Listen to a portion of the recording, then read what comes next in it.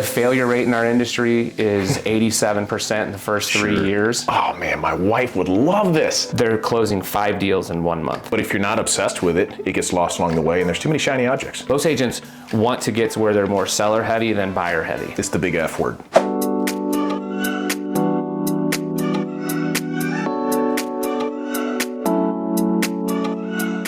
Hey guys, we're back and I have a really interesting friend of mine here named Brian Preston. And this guy is very humble, a man of faith, a family man, and he's also in the number 1% top producer in our region here, about 14 million in sales. We always talk about success looks really special on the outside, but the truth is nothing ever starts that way and we don't just wake up that way. So he's got a really cool story and we're going to talk a little bit today, but he's going to have a lot of nuggets to share with you in talking through what that journey looked like and some of the pain points and just getting real on that story. So Brian, welcome. Thank you. Yeah, it's good to have you. And glad to be here. Yeah, for sure. So tell us a little bit about, where you started. I know it goes back to 2001 we were talking, and just kind of give us a little bit of a platform to understand how you got to where you are, or at least where your start was. Yeah, so growing up, I was raised in a great family. I have 2 brothers. I'm in the middle. My father worked for Browning, the gun company. Oh, nice. So it was, I learned a lot. I worked there a couple summers, learned a lot about guns. And the Browning company? Mm-hmm. Are you a gun enthusiast? I'm not. I don't know as much as you do. Kyle told me that you might have a few guns. I don't. I grew up hunting some. Yeah. But I didn't really get. I'm not an enthusiast. Okay. I go shooting occasionally, but that's about it. Yeah. Nice. So you had firsthand experience with Browning. Yeah, I worked there in the summers. The company that's here in Arnold, it's next to the AB cannery, nice. And they repair guns. So I worked. The gunsmiths would need parts, so I would fill those orders for them while they waited and give them to us so they can finish repairing the guns. So okay. How old were you at that time? 16, 17, those summers. Nice. Yeah. Put you to work. Yeah, put me to work. I've always been a worker. As soon as I could do things to make money, I would. I reffed and umpired. We lived close to a church, so I could walk to the church and work. Nice. So I was always looking for things to do to make extra money. Yeah, that's great. But yeah, growing up, I just always felt like I wasn't, and I think it kind of reminds me of Rich Dad Poor Dad. Working a job can make some people realize I don't want to work a job. Yeah, right. That's not very fun, is it? It's not, and so I always felt like I would probably be an entrepreneur. I didn't know what that was at the time, but I just had that draw to doing your own thing, not having a boss. Yeah. So I went the college route. After I graduated college, my next door neighbor was a realtor, and so I was around it a little bit in that capacity. My mother got her license while I was in college, and then when I got out of college, 2 weeks later, I was in real estate school. Oh, wow. So yeah, went right into it. It's not, and the failure rate in our industry is 87% in the first 3 years. Yeah. It's not an easy thing to do. It took me a little while to figure it out. It's a black hole. It is. There's so much to it. What I love about it is that there's so many different ways to make money in real estate. And even just as an agent, I'm not talking about the investment side and all that, but just as an agent, there's a lot of different ways that if you don't like something, like cold calling, you don't have to ever cold call if you don't want to. That's what's great about it. Whoever says I love cold calling. You're right. And I don't think anyone does, but not anybody I know. It is a way to be successful, I think, in any business. Yeah. And for most salespeople, it's something that if you want to be successful, you have to do it. Right, for sure. But if you in real estate, it's a little bit different because there's so many different avenues that you can take to not have to do that one or two activity that you hate to do. You can just focus on the ones that you love to do. Yeah. So what'd you go to school for? I got a degree in mass media, so communications degree. Interesting. Yeah. Interesting. So who was the inspiration then? The neighbor? Or just, how did that come to you to jump into real estate? So I had a friend at the time. I knew a couple people that were in it, and it just looked like, I don't know what about it. A lot of times agents, they get into it because they love viewing homes. So and it's like, okay, that one before? That's great. You have heard it or you haven't? I haven't. Oh yeah. So I love homes. Yeah. But that's not why I got into it. I think just the when we say flexible schedule in real estate, yeah, yes, you can have a flexible schedule if you do enough work to be able to make the money that you can have that flexibility. Otherwise you starve. Otherwise, yeah. If you're like, okay, so when I got into the business, I was 23 years old. Someone calls and says, hey, you want to play golf on a Tuesday? Because at that age, you have a lot of buddies that are doing that, right? And so you have to be disciplined enough to say, no, I can't. I'm working. Yeah. So even if you have a job, you know what your day looks like. You know what you're supposed to do to keep your job and get paid.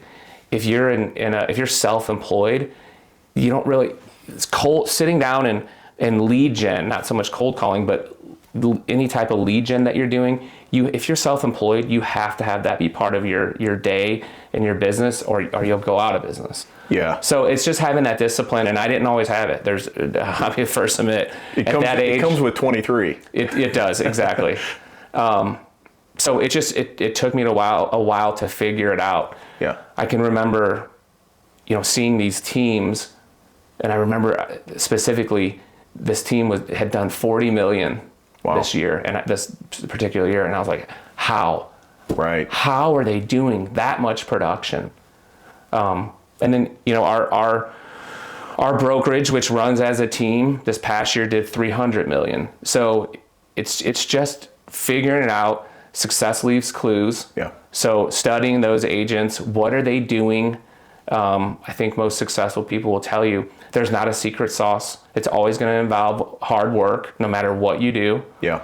I was listening to a podcast this morning at the gym, and it was Andy Frisella's podcast, and he was talking about how it's going to be hard either way. It's going to be hard if you're broke and you're not making any money. That's going to be hard. It's hard if you're successful and you are working 90 hours a week. Which hard do you want? Yeah. Choose your hard. Yeah, I think people get lost in the idea of sacrifice and that fear of failure, loss of time, and some of the things that come with that, or the judgment that's attached to that. And so they're not willing to give any sacrifice. Yeah. Or am I going to lose time with, little Johnny and Susie's sports team or whatever it may be. And so they kind of retract a little bit. But, the truth is, and I have this conversation regularly, when I look back on my past, I was obsessed. And that obsession really kind of makes you like a pit bull to lock on. And it creates this, you start stacking the little wins. There's still all the failures along the way, but when you stack them, then all of a sudden down the road, 5, 10, 15 years, all of a sudden you start seeing the growth that came from it. But if you're not obsessed with it, it gets lost along the way, and there's too many shiny objects. There is. Yep, there definitely is. Yeah, so that's okay. So you jump in. By the way, I don't think we mentioned. So Brian is with Elevate Realty. It's a local firm here in St. Louis. They're really establishing their brand here. They have around 100 agents at this point, and they're doing a good job with what they're doing. In fact, I know some of your agents, and I keep bumping into some here and there just through the course of what you do every day. So that's kind of cool because I'm like, hey, I know the owners of that brokerage, and there's some good guys. So thank you. That I call friends now. So I enjoy that. We've got some. We really have some good agents. Really, our holiday party is the most amount of agents of our agents in one room. And every year, I'm just like, man, we got some good people. They all really show up do. at the party, don't they? They do, for sure. Yeah. Free food in the party. They show up. That's great. So I was reading your bio. We were talking offline about some businesses you went into. So you went into real estate here, but you mentioned that you went into some other things. Share that timeline. Yeah. Did you step out of real estate? No. So you talk about shiny object. There's a little bit of that going on. Okay. My business partner, Kyle, he had been in the mattress business prior to being in real estate. Worked for mattress firm. You guys didn't talk about that? No, oh man, he's got some stories about that. At that time where you're young and dumb, you do stupid things. Right. So he was in the mattress business, and one of the guys that he had worked with in the mattress business, we had this great idea to start this company that sold at home shows. So we would travel to home shows and set up a booth and sell these beds that could be drop shipped. Really? Yeah. Not like bed in the box type stuff that we have today, right? It was kind of before that, but I would say it's probably an early form of that. So like the company we didn't have a store.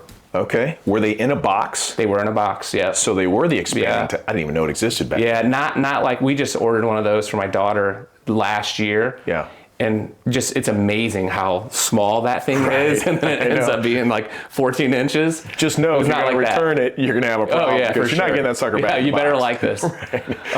It wasn't quite that, but it was a version of that, but it was probably 3 or 4 times the size. But we thought it was the most genius thing ever, is that you're drop shipping. You don't have to have a storefront. There's not much overhead. The biggest overhead was the travel and the cost of to rent the space for the weekend. Yeah. But yeah, shiny object. Anything that came up where we thought at that point, if we could make a buck, and we were interested in it, we would try it. If it sounded fun, we were like, all right, let's do that. Love it. So that was a loser. We ended up losing money in that business. How long were you doing that?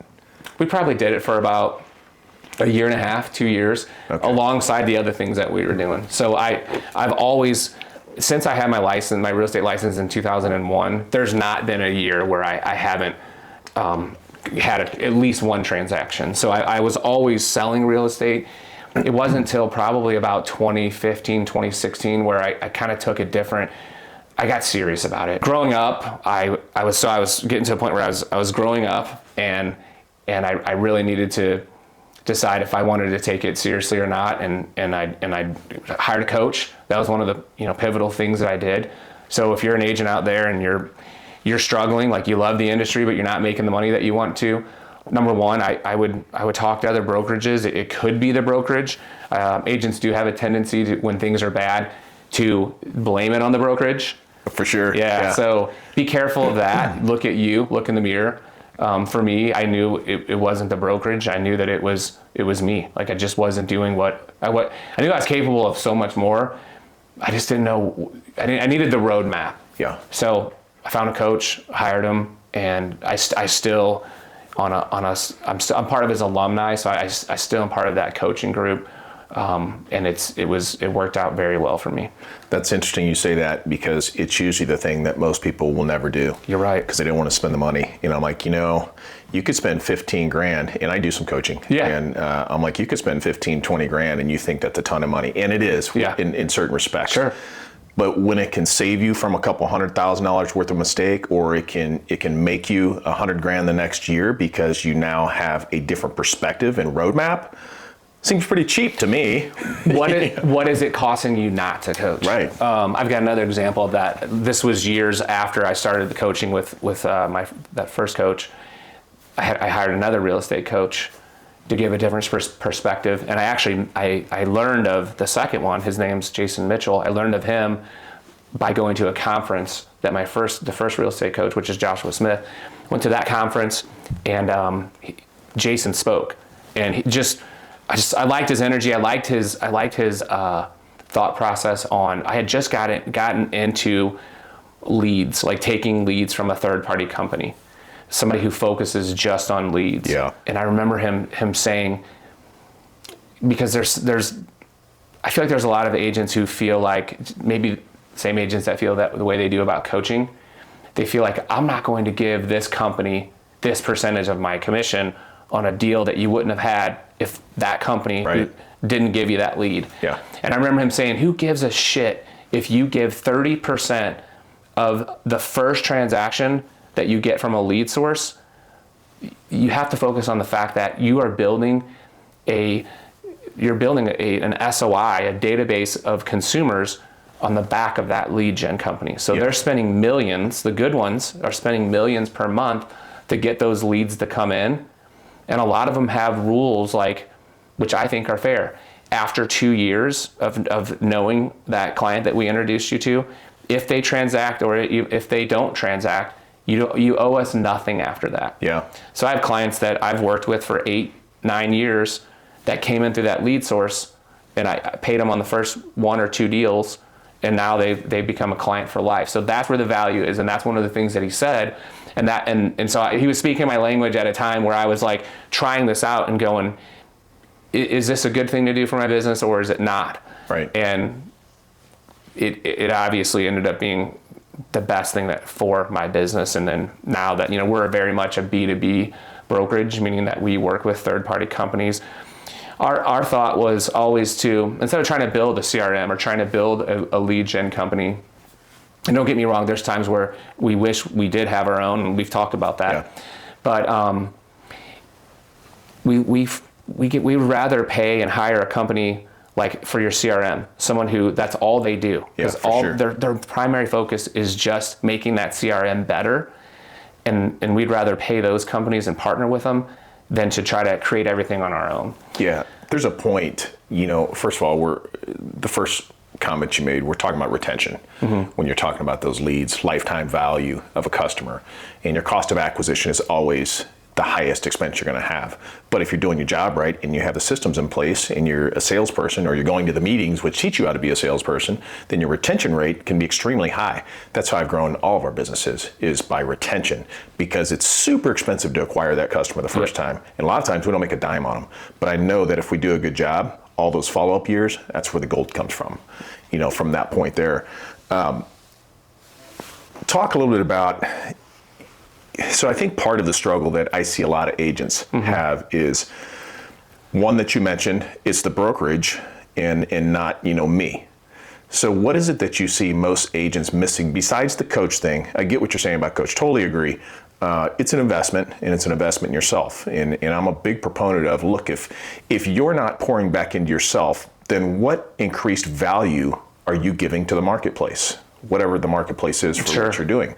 So it's something that you have to continually be pouring into yourself to be getting better, to be more valuable, because more money just doesn't come because you want it. Right. It comes because you're making yourself more valuable. Yep. Right? Which is why we both started here, and we've climbed to wherever we're at today at that point. What is it that they're missing for those 80% who aren't producing? Typically, the 80-20 rule. Sure. For the 80% that you see not producing, since you're in this hot seat in the brokerage, what is it that they need to do differently to build their business? Is it just, are you saying they need to recognize that they need to pay for the leads, or what? I think that's part of it. And again, like I had said earlier, there's so many different ways to make money in this business. Yeah. And one thing I'll go back to on the thought of the coaching that we were talking about, this second coach that I hired, so the first coaching program I think was $2,000. We're talking, this was in 2015.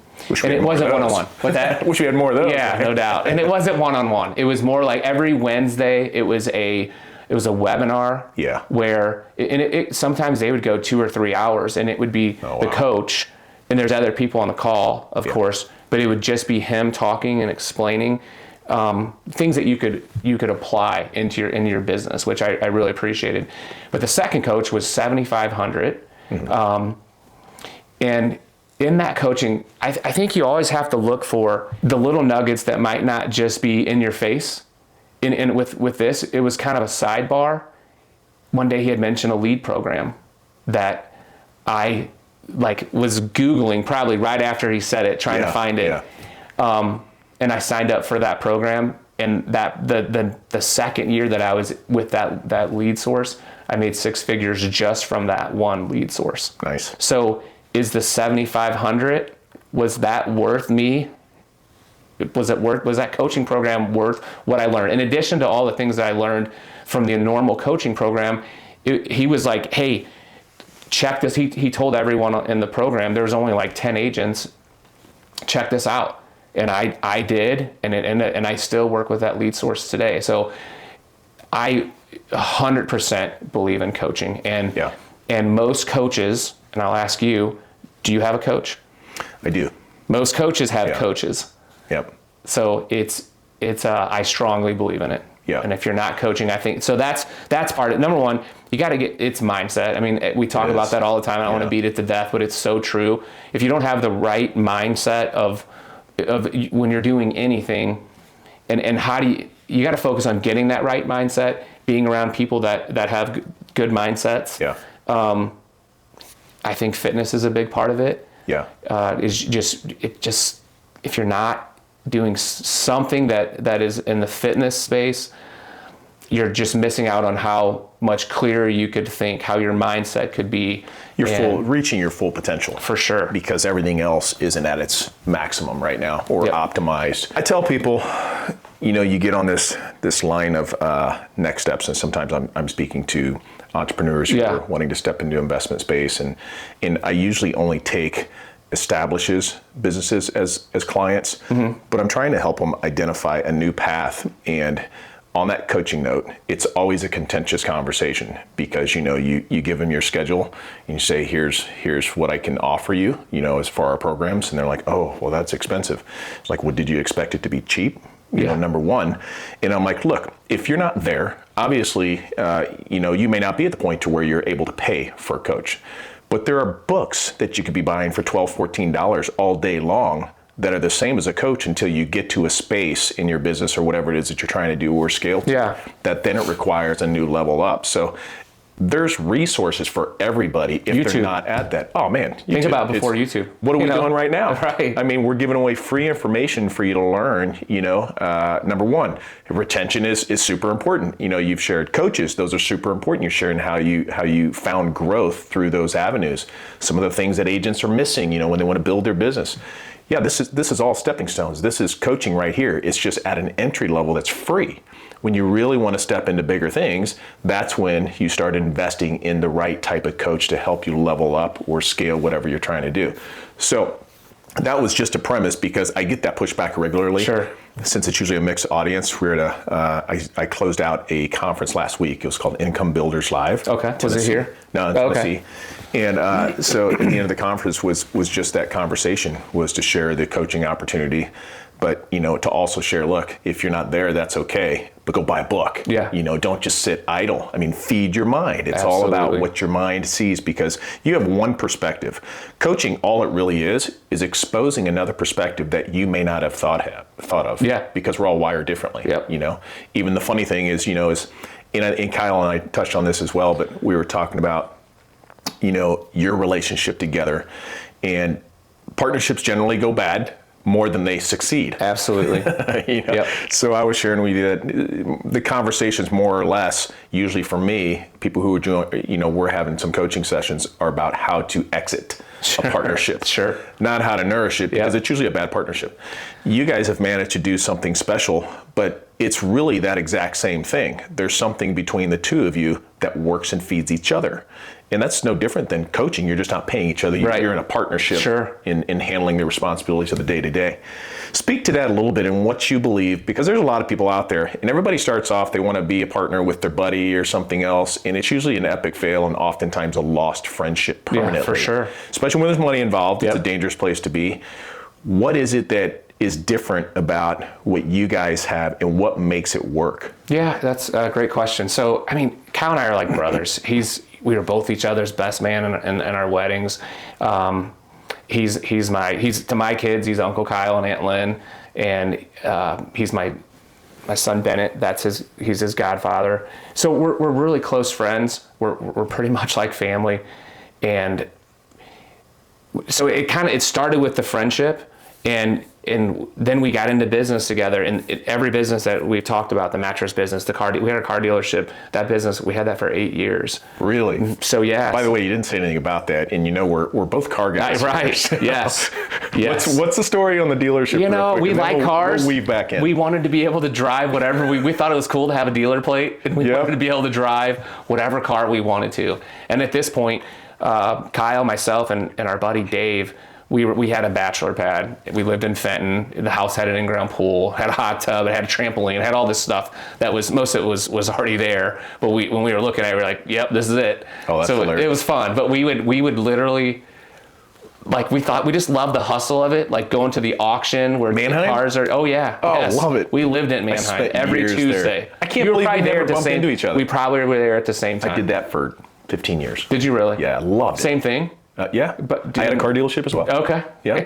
It's got a lot of parallels here. I know. It's funny. Just love the hustle. Just love every Tuesday morning. Like you'd get your list. I can't remember. Did it come out on Monday? Monday you could go in there and you could see every car that was going through the auction. So you knew what cars sold. So you'd go right to the whatever. Like we bought a lot of the Infiniti G35s because they were such reliable cars and they would move. We probably had, I don't know, 20 of those in the course of a couple years just because they were such good sellers, and we just really liked those cars. That's funny. And then I would buy the Toyota Sequoias, just the big SUVs, because again, it's like, what do you want to drive? That was the fun part about it, right? Yeah. And the auction was such a rush. Oh, total You're rush. bidding against people, and you have the chance to make a mistake and lose some money. But if you do right, oh yeah, we've all lost money, right? Yeah. We would go to Kansas City sometimes, that auction, if there was a certain car that we wanted. Now, and you could do it online, but we just didn't feel comfortable. You don't trust what's on the other side. Yeah, exactly. Man, I'll tell you, if I were looking back now, and I spent years doing it, and I lost some money for sure. We did too. If I were looking back now, and I would have bought something offline, knowing that I'd get that list, and you're looking at the list, you're like, oh man, that's a hot one. I'm excited about that. I'm going to climb in that one there. And you get there, and it's a real turd. Yeah. Or you could tell it's been painted 3 times to that point. So this Lincoln Navigator comes through, and it's got like 12,000 miles on it. And I'm like, oh man, my wife would love this. So I would buy her car. She'd drive them for 6 months. Yeah, my wife too. She'd always have new cars. Yeah, she would license them, hers, because she didn't want it. She just wanted her own car. Yeah. We didn't do that. Really? Yeah. With hers, we did it for a while. She drove a dealer car, and then she's like, I want my own car. And but then every 2 years, she's like, I'm sick of this. I'm like, okay, what do you want? Right. So what happened with the Navigator? The Navigator, I was all excited about it. And it was a day like today in St. Louis, raining, light rain. So everything was wet, and you get into it's coming through, and it looks like a brand new vehicle. Yeah. And it doesn't have hardly any miles on it, right? It's like a year old. What could be wrong? Yeah, what could be wrong with it? Well, in full warranty. So I was a big proponent of, less than 36,000 miles. Right. Because I can't tell you how many transmissions were bad and crap like that when it looks like a good vehicle. Especially if it's a Dodge or a Chrysler. Yeah, we'd stay away from those. Yeah, I mean, they always had, I bought some LHS that were pretty cars at one time. They're better now, I think, the transmissions. I don't know, I banned them. Yeah, so. We don't, I'm not a Mopar fan. I'm not either. I haven't owned it. Yeah, so anyway, so this Navigator comes through. I'm super excited because I knew it would just set her off and she'd feel really special. Did she know about that? No. You were going there to buy it? No. Okay. No. So I get the bid. I overpaid for it because I was excited and thought, whatever. Emotion. Yeah. So I may not make any money on it, but I sealed the deal. Yeah. My wife's going to be happy. Yeah, she's going to be happy. And happy you wife, won, right? Happy life. That's right. I won. So I bring it home. I won the bid. I bring it home. I'm all excited. And I take it through a car wash, because there are water spots all over it and everything. And when I get it there and I dry it all off, and I'm like, what is that? And I start seeing these lines in the paint. Obviously not a warranty issue the factory's going to cover. Well, it turns out that whole thing had been repainted. Oh, man. And I missed it because it was all wet and there were hairs in the paint. Hair. So who knows where they sprayed it? Not like in their driveway. Right. Oh, and so man. I was sick, man, because it was like 25 grand back in the day. It's an expensive car. Yeah, it was a lot of money for me. And so I'm sick, and so I'm calling the auction to mitigate it. And I'm like, look, this is a piece of crap. You sold me something that's a year old. It's got paint damage, and somebody sprayed the whole thing. And anyway, the only thing they would do is let me run it back through for free without the auction fee. Which $300. They make all the money. Oh, they make all the money. You make money as they charge as a buyer or a seller. Yeah, both sides. So I was sick, but I'm like, I got to get rid of this thing. And then I felt bad because, now I'm pushing a vehicle. Sure. Same thing might happen to somebody else. So I ran it through and it sold. I ran it through once. It didn't sell and tried to just get my money back. Yeah. So then the next week we did it again and it sold for like $2 or $3 less than when I paid for it. So it stunk, man. I took the hit and let it go, but oh man, it's easy to get ripped off. It is, man, and you can do those post-sale inspections. We always did that, but that wouldn't have been. They're looking for mechanical things. Yeah. So it's a hustle. That's another business that if you're making money in that business, it's not easy. It's not. And the problem is how much money did you make? Then how much did you lose? And where'd you really net at the end of the year? Yeah. It's all the up and down. But it was fun. It was a fun hustle. Yeah, that's awesome. So back to let's fast forward back to where we were. Jump back into that side of it. Well, one thing I didn't finish on. Is when we were talking about when you asked like the 80% of agents, what aren't they doing? Yeah. So, but besides the mindset thing, I believe that the biggest gap between the agents that are in that top 20% and the ones that aren't is really the follow-up. I mean, I cannot stress enough. With the lead? With the lead. Or just kind of in their business as a whole? No, following up with leads. That is where we see the biggest gap of if you are not afraid of the phone, especially on a lead that's already come in, they've raised their hand and said, I want to buy or sell. Yeah. Hello. To me, that's not really a cold call anymore. No. It's number one, lead. It starts with the lead gen. The hardest part about this business is what I always tell realtors, new realtors that are coming in, or if you're a realtor and let's say you've had some success, you've done $1 or $2 million in a year, and you're wanting to get to the next level. It's having that lead gen, having a source of where your deal is coming from. The hardest part of this business is doing consistent deals. Yeah. Most real estate careers, most agents, they look like this. They'll do 4 deals this month, and they feel great. And then the next month, in the next 2 months, they do 0. And then the next month they might do 3. It's getting it to where you're always kind of at this level. If you can get to where you're closing 3 to 4 deals per month, at least, most agents are at a point where that now they can start to actually feel like I'm making it in this business. And not only can I pay my bills, but I can also start to save some money, which then we try to teach our agents to invest in. Only 10% of agents nationally own rental property. Right. That's a problem. Like, this is what you do.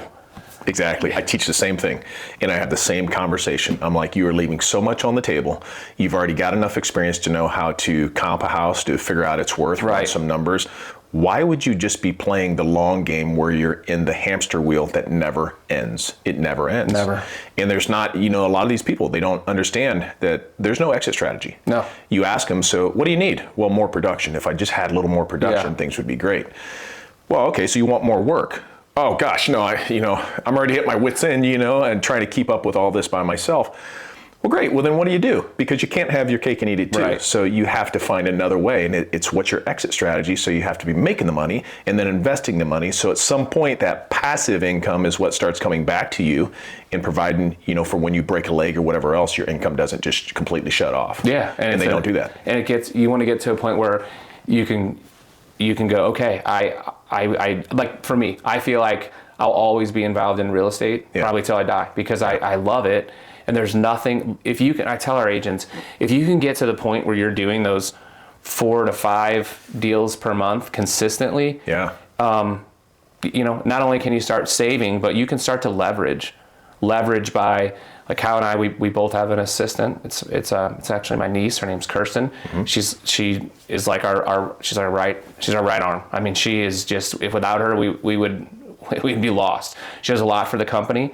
From the admin side and making sure everything's compliant. But in addition to that, she acts as our assistant. I can remember times where, I feel like agents, you're going to go through, first it's like, where do I get to business? I'm not making enough money. Mm-hmm. And then you're working so much that, it reminds me of a story that Tom Ferry has in one of his books. I can't recall the Life by Design is what the book is called. Mm-hmm. Have you heard of it or read it? Yeah, I haven't read it. I've heard of it. So he talks about how there's this top producing agent. She's just killing it. Everyone at the office is, they just want to know how she's doing it, and they're, they're praising her. She's winning all the awards and all that. And then, Tom was, I don't know if he was her broker at that time or what the story was, but or maybe he was her coach. She's like, I'm miserable. Like, she broke down. Right. All I do is work. I'm exhausted. She's exhausted. She doesn't make her kids' games. Right. Her family life is not good because of that. And so I think that you always have different struggles. And at first it's, I'm not making enough money. I'm not sure how to do this. Then you start to get your stride and you start to make the money that you maybe want to. But now you're working 90 hours a week and you're not able to be at every, not that you're going to be at every one, but you're not able to go to the family events that you want to. I can remember being on vacation in Mexico there was a group of couples, and I didn't have the leverage at that point. And I'm literally I was in our room, beautiful weather, beautiful beach, and I'm in the room working for like 6 hours on vacation. Yeah, man. And I told my wife, because we came down to the pool and one of my buddy Doug was like, oh, that's right, you're on this vacation. I forgot you guys were here. Forgot you're here. Yeah, so I told my wife, I promise you, it's not always going to be this way. Yeah. Like, and I want agents to know that you can leverage. Like, a lot of agents they don't want to give up the control. Yeah. But if you're going to have quality of life, you have to leverage where you hire, buyer's agent or a TC in the least. Yeah. And then Kirsten for us is our assistant. So it allows me to be able to leverage and have that the family life that we all want, but also be able to be successful and have a successful business. So here's the question, Brian, because obviously you don't come out of the gates and you start hiring people. You're going to go broke. You have to have the consistent business. And I'm all about delegation and bringing people in to support you. That's where you start building to push yourself into that vertical. And once you get into the vertical, life is good. It's good, but there's a learning curve, number one, and there's a level that you have to be at before you get into that curve and start, really experiencing when it's time to push out. How many deals would you say a month, in your experience, is the right point where an agent to say, it's time for me to get a TC, or it's time for me to bring in support in these areas, so I'm using my time wisely, which, by the way, should always be selling. That's what you do. That's right. So get out there and sell. That's your best use of time, because without that coming in, you can do paperwork all day, and who gives a rip? It means nothing. That's exactly right. We talk about this. Agents bottleneck. So the average time for a transaction is 20 hours. So from start to finish, it's 20 hours. It's shorter if you're working with sellers. So most agents, and I'm not saying all, because we have some agents most agents want to get to where they're more seller heavy than buyer heavy. Yeah. Why is that? Sellers always bring the buyers. There's that. It's signs and yards. You might be able to leverage another deal off of that, but also you get back some of your time, because where are buyers, when you're working with a buyer, where is most time spent? Driving around. Yep, showing property. Yep. So, and there's ways to leverage that. That's a whole different conversation. But I think that you have to, once you start to be working with more sellers, that's going to get you some of your time back. But most of the time, agents, let's say you get to a point where you have a month where you're closing 5 deals, and we've had some new agents, like 6 months into this, they're closing 5 deals in 1 month. Most agents in our market never do that in their whole career. Right. So that month, now, I'm not saying if you have 5 closings in 1 month followed by 0 and 1, but I guarantee you that agent was feeling like, I need one now. Because when you start, like you said, the agent should always be selling, and that's where that's where most of their time should be spent, because that's what drives the machine. Right. Being able to leverage the servicing of that deal, and I always tell our agents, you are responsible. If a ball gets dropped, it's on you, because you are the agent. Sure, your TC can make mistakes, and you need to teach them. There's a learning curve there, but the big things, they come down to you. Yeah. If you miss a date, that's on you. For sure. You're the agent. You're the one that's making the lion's share of the commission. Buck stops with you. So where do you, if you get to a point where you're closing 3 to 4 deals consistently. So if I was an agent, and most agents I think you talk to, that they'll tell you, I made that hire too late. I should have made that hire the year before. Because they're always worried about, is it just this month, or is it going to come again next month? Or is it just this year? Am I just having a good year? Right. Or is this what if you keep doing the same activities, and you can get to a point where if you have 3 or 4 years where your production is about the same, or you're growing, of course you always want to be growing, then you can kind of have that be your baseline of I know that if I continue to do these activities, this many calls, this many appointments,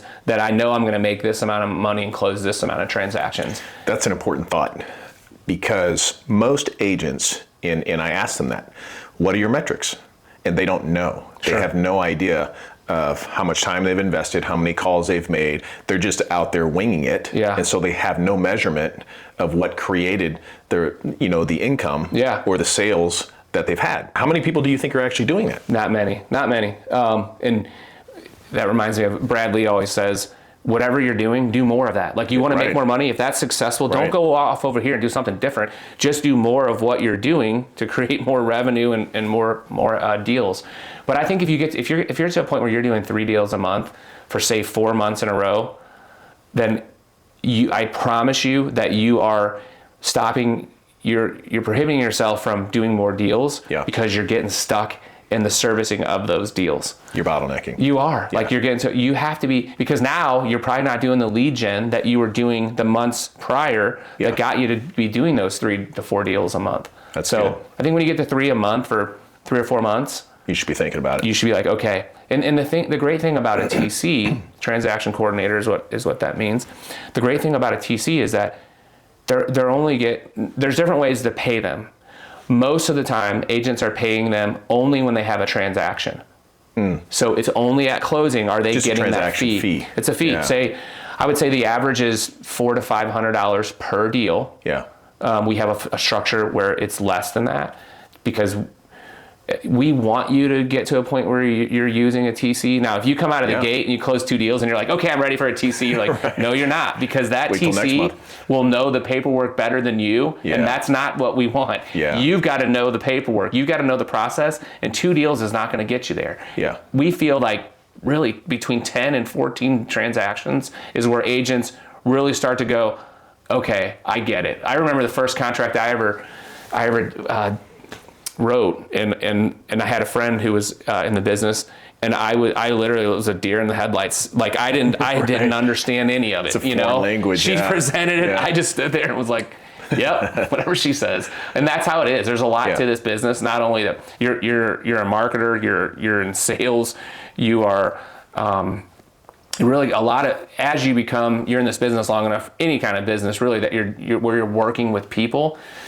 It's managing those people. It's managing expectations. I talk a lot about foreshadowing. Mm-hmm. Let the client know, prepare them for what could happen.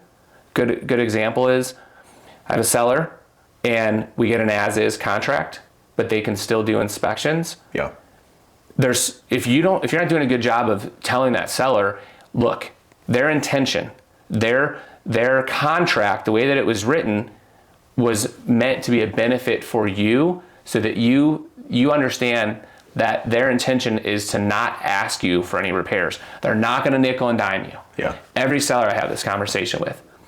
But you have to understand they are doing inspections as they should, and their sentiment could change based on that new information. It's an information only process. Yeah. Yeah. We've but they got to can be walk open to away. that. Gives them out. They have leverage. Stuck. Absolutely. They have leverage. They can terminate that contract with there's no penalty to them. Yeah. All it costs Much better than a lawsuit. That's right. All it costs them is the cost of the inspections. Right. So if they find something such as your roof is bad, or you have a break in your sewer lateral and it's going to be $8,000 to repair, that buyer probably isn't going to like that deal as much. Would you agree? Yep. Okay, so we just have to be open to, this was the highest offer, or what, it's not always the highest that wins, as you know, a lot of times it's terms, but this is the best offer. This is one we both feel is the winner. But we have to understand that if they come to us with, hey, this is new information, are you guys willing to talk about it? I want us to be open to that, because now we have that knowledge, and we're going to need to disclose that to the next buyer should this one release. Yeah. And do you think the value of your home is going to be greater or less, knowing that it needs an $8,000 repair? Yeah, and do you want to start this whole process over? Right. Yeah. Yep. So it's foreshadowing. If I can tell agents one thing, it's as far as keeping deals together, it's preparing that client and how you approach those conversations about the inspections that will keep deals together. Totally get it. Totally agree. And it really comes down to, like you said, educating, knowing your contracts, knowing the business, and that's where you really start growing your business, by knowing it. For sure. But if you don't get familiar with it and really understand, all the intricacies of it, and there are always, usually courses or training that you do in office and all that, but we're really just talking about being responsible to grow your own business. Now, let me pivot off of this, because there's a point where, and we kind of talked about it, that hamster wheel. Yeah. Where if they're doing everything right and they get to the maybe 3-4 deals a month, and now they're starting to bring in, a TC and create some leverage of growing a team or whatever it is to keep them in sales primarily, and they're becoming more busy in the grind. Well, you have kind of a story where you switched into corporate, and I think it was dental implants. Oh, yeah. So you've experienced some of the grind of hard stuff. In fact, I think, if I remember right, the story was you were traveling like 48 weeks a year, away from your family. So you were in the heat of that grind. So if you think he hasn't experienced it, he has. Yes, yeah. What's that look like to manage a family? Because it's really just a different business. Yeah. But still, yet the grind is the grind. And if you're absent, you're absent. So Speak to that a little bit, if you would, in what you learned there, as far as with all that time away from your wife, and what kind of challenges that brought as a whole. I worked in corporate America for 6 years with dental implants, and Kyle and I always joke, like, we are not hireable. Like, there's no way we could go back to corporate America. There's too much structure. There's too much. You need to do this. You need to do that. Too many finger pointing. Even though as an entrepreneur, I'm sure you can agree, you work more hours. Like, you could go get a job and have a cush salary and be very successful at that job and work less hours, right? Yeah. But we choose to work more, to not have to answer to anyone, and kind of carve out our own path. You're wearing all the hats. That's right. Yeah. This was prior to having kids. So it was. I remember we were married. Our wedding happened while I was still with the company. So I was home that week, obviously. I do. See you later. Exactly. we did our honeymoon right after, and then I was back on the road. Oh, so man. It was 48 weeks. Most years it was about 48 weeks a year. The ones I did, and it's not that I was getting a lot of vacation. It was we had a center here. We still do. That the company still does. And so there'd be times where I'd work in that center if they needed coverage. So basically there were 3 or 4 of us that were traveler. We were called PECs, patient education coordinators. So if you needed a dental implant, all we did was dental implants. You would come in, we would meet with you, we would take your scan, your 3-dimensional scan of your jaw, and then the doctor would come in and diagnose you and let you know what the treatment plan is. And then we would present that to you, talk about financing, they're big ticket items. I heard Kyle yesterday, he's telling me, he's like, he mentioned a number like 50 grand. I'm like, are you kidding me, man? Yeah. It's like 50 grand to put a whole new set of teeth in your mouth. That's crazy. Yeah, sometimes it'd be 60. So, and I think that Clear Choice there's a method that they brought from I believe it was Switzerland. It's called an all-on-4. So instead of doing single implants, you're able to do an arch of a bridge of teeth on just 4 implants. Wow. They brought that. So Clear Choice brought that to the U.S. So they kind of had a monopoly on it because they had the best surgeons that were familiar with it, and now there's a lot of different options. So the price, I believe, is coming down. Yeah. It's an amazing procedure. But you're talking about a big ticket item, and there'd be times, let's say, a PEC got fired in Dallas. Well, I might be going to Dallas for the next 8 weeks. Oh, wow. Yeah. So and there was a time where I was in Phoenix. So the good thing is all good cities. All cities that you'd want to go to. By the way, are you still on your first wife? Yeah, exactly. Yes. Yeah. I've had several clients say, because of the hours with real estate, they're like, what does your wife think? And I always just say she knew what she was getting into, right? Because I did this before we were married. Yeah. And she's a hairstylist. She's self-employed as well. Okay. So her hours are not conventional. Might be a little erratic as well. Yeah. So and they've gotten better. She doesn't work Saturdays anymore because of the kids' sports and all that. That's nice. But I would, if someone was gone in Dallas, I would fill in for them until they hired someone, or they would open a new center and they needed someone there that knew, how things should go. I remember one time I was in Phoenix and I went to Atlanta and then Florida and then back to Phoenix, all in like 4 days. Wow. So it was a lot of travel. You do some travel now. Yeah. It is this was again mine was prior to kids. Once my son was born, it lasted about 3 months, and I was like, okay, this isn't going to work out. It's not fair. My mom was there, her mom was there, everyone was trying to cover. She's still trying to work, and so it just didn't work anymore. Yeah. So, but yeah, it was. I learned a lot. I think corporate America, you can learn a lot. I learned that I don't want to ever go back. So the worst day in real estate is better than the best day working for someone else, in my opinion. Yeah, for sure. But it's not for everyone. Yeah. I think, being an entrepreneur, you got to be a self-starter. You got to get up every day and go to work. And I wasn't always that disciplined when I was younger, but I think it just comes with time where you're like, okay, I love this industry. Now I've really got to figure this out quickly if I want to stay in it. Yeah, I was that rebellious teenager who was not, if I didn't have rigidity that forced me to do something, I did what I wanted. Yeah. So like school, as soon as I got to high school, I'm like, what, they're not going to make me go to class? Right. You know, woohoo, see ya. So my focus was more on having fun. Sure. You know, fast cars and pretty girls and all the stuff you normally go through in high school, and didn't go to class very often at all. Well, I paid the price, because by the end of my junior year, and everybody was always on me, but I dropped out of high school. I decided I was going to get my act together the first 2 weeks of my senior year, and I realized I skipped the first full 2 weeks. And I'm like, I don't have any idea what my classes are. You know, I would get the mail and stuff. They didn't know. They didn't know a lot of it. They knew that. Would you leave at like 8 a.m. and go? Oh yeah, to the gym or we'd be whatever? drinking on the way to school. You know, me and my buddies, we'd have a 12 pack, and we'd be partying on the way to school. And not go to school? Yeah, not go to school, or show up for lunch. Yeah, and leave. And then leave again. Yeah, so the lunch isn't that good. it's not that pizza good. day, But that's maybe. where all the girls were, and Sure. your friends and everything that you would Yeah. hang out with. So that's your spot to catch them. So we would do some of that. You know, the report cards, they'd catch some. They knew my grades were terrible, and sometimes I had would get an I, and they're like, "What's an I?" I'm like, "That means intelligent, Mom." Yeah. So she's like, "That's interesting." So came to the point where I finally dropped out. But school just wasn't for me. But yeah, it takes a certain level that you got to get. You're responsible, man, if you want to be successful. Yeah. The difference with me was that I have a lot of fight in me, and that's what pushed me forward. Because if I set my focus on something, the school system's kind of flawed. It says that you're incapable, you're dumb, you're not adequate, whatever. If you don't make these grades, Yeah.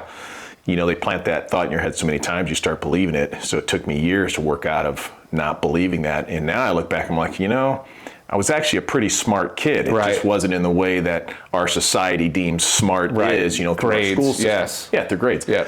I was just interested in other things. So, but the self-discipline really is key in my perspective to all success. For sure. At some point, you got to wake up. And it's not often in your 20s. Mine was mid-20s. Mine was actually when I started having kids. When my wife started having kids, and I'm like, whoa, I'm responsible for. I'm an adult now. Okay, this just got really real. It's not a party anymore. That's when things changed, and I locked in. But if you don't, as an agent or whatever, if you're not waking up on your own, your mommy or daddy isn't waking you up or whatever else, then you're never going to make it. It takes extreme discipline. But if you can build those habits, and I think everybody can. I agree. If you can build those habits early enough, you can have freedom really quickly. They just generally take too long to learn because nobody's teaching this stuff in your 20s. Yep. So I love that you have these different facets, and that journey shows that you've tried different things. Oh, for sure. Yeah. We tell our agents, like, hey, before you go buy this house or as your first investment property, or like, we've made every mistake. They're probably like, learn from our failures. Yeah. Because we've done some stupid things, and we can teach you that, like, don't do that. We've been down that road, and we've had agents. I'm very grateful that they've taken us up on, hey, what do you think of this property? And we analyzed it, and we're like, no, this is why. We've lost money in real estate. We've lost money in cars. We've lost money in the bed industry. Like, it's just, you just keep trying. Like we didn't give up just because they're learning experiences. Like, I'm sure you've had them as well. Like, you've learned so many, right? You learn from the failures. Yeah, and we're ahead. You're actually answering my next question. Yeah. So we're just naturally pulling into that. What do you say to the guy or gal out there? And it really doesn't matter the industry. Sure. They may be in real estate. They may be in pretty much anything. Who's in the grind? Yeah. And they're just feeling like they never measure up. They never hit the next targets. As I think you and I probably felt the same along the way. I know I did many times. What do you say to them to help them understand what they need to do and what the right perspective is to really get to the goal? Number one, if you're on the fence about hiring a coach, do it. Like, this is your signal to hire a coach. You have to find the right one. I feel like there's different levels of the grind. Like, I feel like you're always in the grind, and you and I talked about this off camera. Yeah. A little bit of like, most successful people, they on the outside they may look like, I felt this way about, like, people that I've seen that they're in my eyes, they're very successful. And then you're like, how do they do it? And then you find out that to them, they don't they don't look at it that way. They don't look at like, they don't feel that. They don't feel that. So I don't think you're ever out of the grind. Yeah. But I think that having a coach, having that different perspective that you were mentioning, I think you're a good person to talk to about coaching, because number one, if it's real estate, that side of things, but you've built several businesses that are very successful.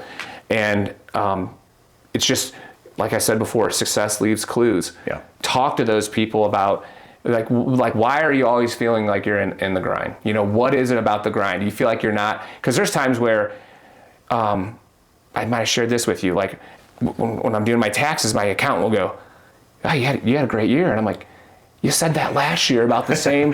I think I told you that about the same. Like, yeah. So we never. I feel like we if we're not doing better and growing and beating last year, you feel like you're in that grind and you're not going anywhere. You're on a treadmill. You're in a stalemate. Yeah, you're not having success. So even though your income is good, but that's the same income. And I told him, I go, yeah, I feel like that's the same place I've been the last 2-3 years. Might be good for you, but it's not really fueling me. No, so I don't have the exact answer of like, how do you, if you're kind of stagnant in that, and I'm great, and I'm grateful and blessed, and I have gratitude, believe me, and I think that everything comes from, if you have a good work ethic and you can apply that to something that you really enjoy doing, then I think kind of the sky's the limit on what you can make.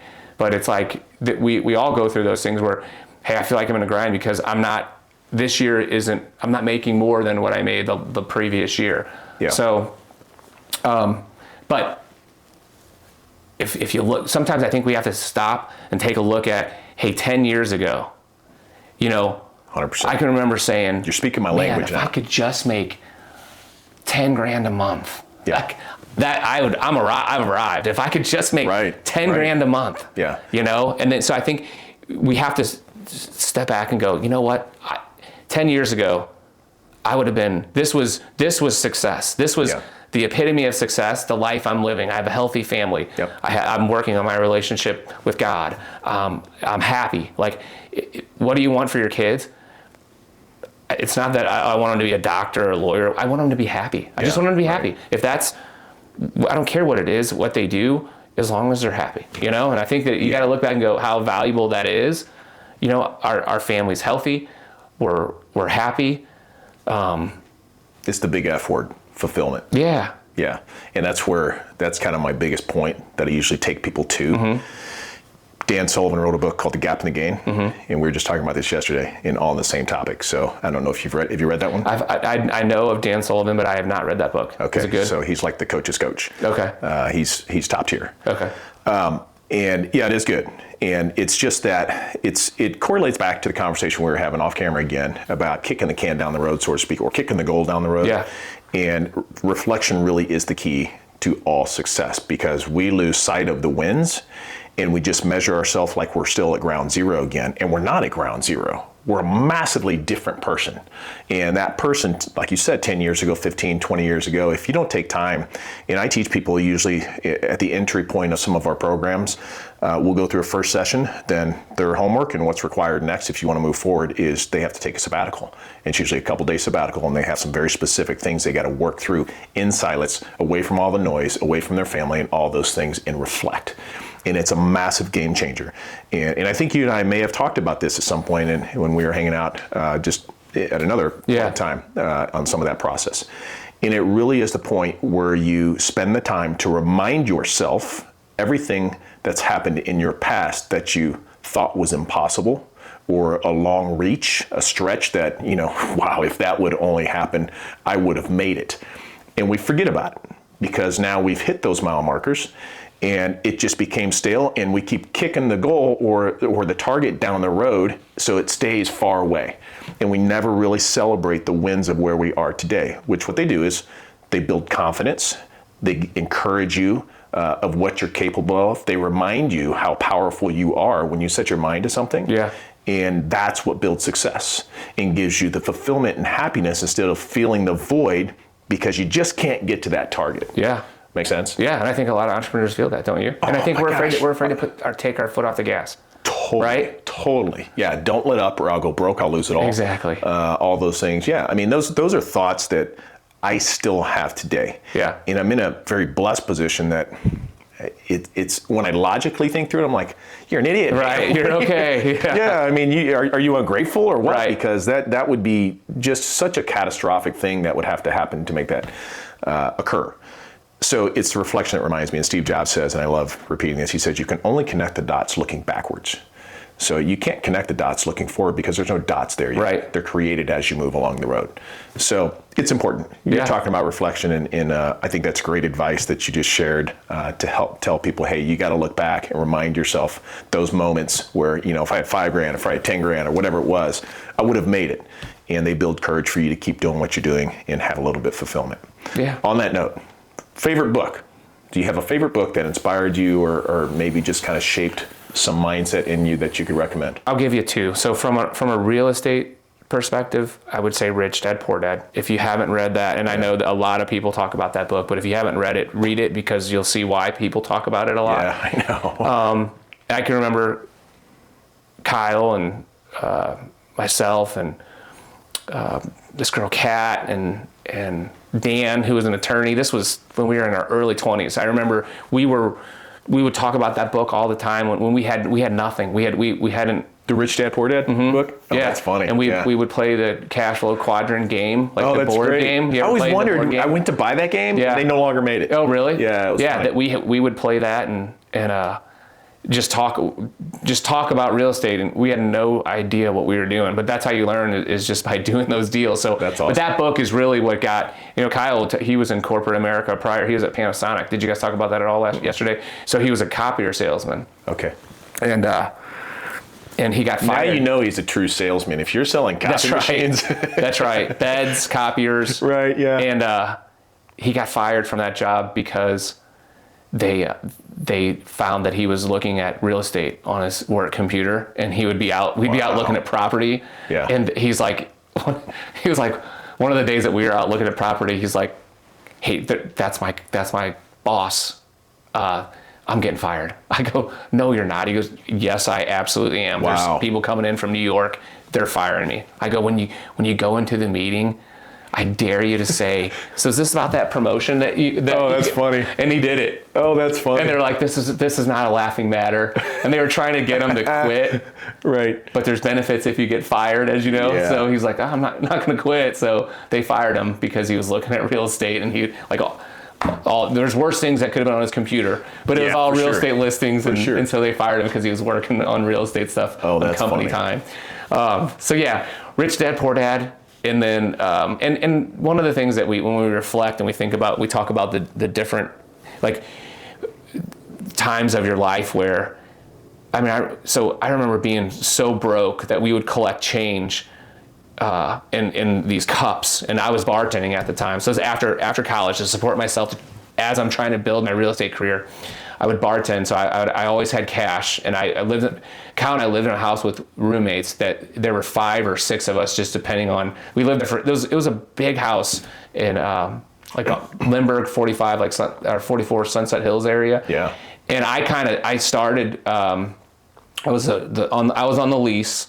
And so I kind of managed the rooms. Like when some person would move out, we would move someone else into the property. So that was a fun time. Like whenever we were completely broke, we were still happy, And I think that's the thing to remember, that just sometimes because, more so for sure, than when you don't money. have the stress. Yeah. Just because you have money doesn't mean that it's happiness. Like right. You have a lot of the same problems is when you're not doing well, and sometimes more for sure. And I remember we would have this competition of who could spend the least amount of money and go the furthest by buying food at Aldi's. Before Aldi's was great. cool. Yeah. Before it was cool, it was like the place you went when you were broke. Now there's one in Chesterfield. I know. Yeah. And so it's just if you're in that, like don't. It's everyone goes through it, like where there's times where you're gonna be broke, and then you're gonna have some success, and you're gonna start feeling like you have money, and then you might go back to being broke, and that's all part of the process. And I wouldn't change it, but always focus on, like, if you can be happy, money isn't the key. That's not, does it make it easier? Sure. Does it? To me, the biggest thing is what I strive to is to get to a point to have more freedom, to be able to, like, if your wife's like, hey, next week, can we go to Mexico? To be able to go, yep, let's do it. You know, that to me is when you really feel like you've made it, is when you can, and I'm talking going on traveling when at the drop of a hat and going on as many vacations as you want in a year. So the second book, have you read the book on mental toughness? I have. Okay. Yeah. So to me, I mean, it's not a real deep book, but I just think we talk about how mindset's so important. I read that while doing 75 Hard, and I believe you've done that as well, right? Good time. The biggest thing of it is the mental thing. Yeah, and I read that book during, while I was doing 75 Hard. And I liked a lot of things about that book. And I think that if you're someone who's struggling with having a good mindset, it's a book that can kind of jumpstart that. So that's a book that I would recommend. That's good. That's good. Well, guys, we're gonna land the plane here, but that was all good stuff. So you can clearly see the path doesn't always start out. You know, people looking in oftentimes think that, you know, oh, you just have always been successful, or somebody handed you something and you just carried it on, or you're lucky. Yeah. I haven't met that person yet. Me either. But I can tell you, Brian is just another one of many examples of somebody who's gone through the grind. And as you say, sometimes it feels like you never get out of the grind, but has reached what many people would see as very successful. And you have done a great job. You've built a significant brokerage here in St. Louis. So, hey, there's a lot of nuggets here. Be encouraged. But if you want to reach out, where can people find you? Yeah, I mean, I'm on social media. Brian Preston, RE for real estate. Okay. Or you can, if you just Google me or ChatGPT, you'll be able to find email, phone number. But yeah, reach out. If you're an agent that's struggling, if you have any questions, or if you're not an agent and you have anything that we've talked about resonates, reach out to me. Love it. Thanks, guys. We'll see you next time.